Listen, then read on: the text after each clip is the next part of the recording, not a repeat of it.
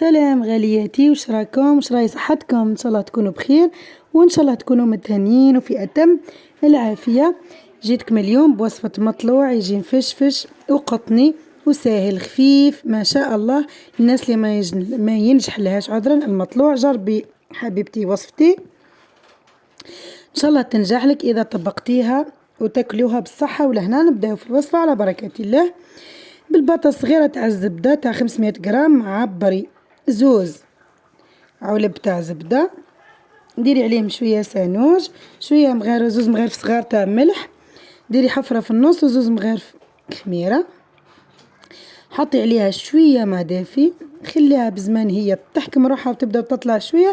انتي روحي بلي هذاك الملح اكيد الماء يكون ملذذ ولا دافي، وبدا يلمي العجينه تاعك غير بالشوي وبدا يقطعيها ولمي. هذا مطلوع تقليدي، مطلوع تاعنا تاع بكري تاع امهاتنا، المطلوع التقليدي العادي. نبداو نلمو العجينه بشوي حتى نتحصلوا على عجينه حاكمه روحها. نحاولوا ان نقطعوها شوي كما تشوفي في الفيديو بالطريقه هذه. قطعيها لميها شوي وخليها ترتاح وتطلع هذيك الخميره في غرضها. بعد ما تغطيها بسيرفيات وبشكير حوالي نص ساعه تلقيها هاي حكمت روحها. ابداي قطعي اعجني سوا سوا سوا سوا حتى تحسيها بين يديك ولات راهي قاعده تدير في هذوك الفقاعات وتطرشق. ومن بعد نجيبوا الماء تاعنا ونبداو نسقيه. الماء يكون دافي نسقيه بشوي غير بشوي ونقطعوا. حكمي العجينه تاعك اعجنيها سوا سوا. اذا كان عندك البيترا من المستحسن تحطيها في البيترا، خليها تتعجن في غرضها. هاي ليك طريقة العجن، لازم تقطعي العجينة حتى تحسيها خفافت ولا تطرشق. كي يدخل هذاك الماء كامل وتحسي العجينة تاعك راهي طرية سوا سوا، جيبيها وشربيها، شربك شغل دخلي الماء هذاك فيها، شربيها كيما هيك حتى تتشرب مليح مليح.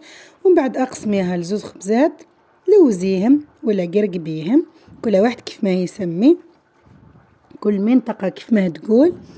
لوزي وفرشي وحطيها تطلع حوالي نص ساعة وهي مقرقبة هيك بالطريقة هذه.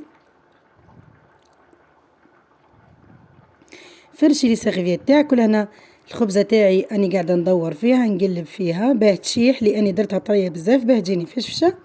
بعد نص ساعة ما تطلع زيدي قرصيها وخليها تزيد تطلع سوا سوا. حاطي طاجين تاعك يسخن حبيبتي وهزي وطيبي.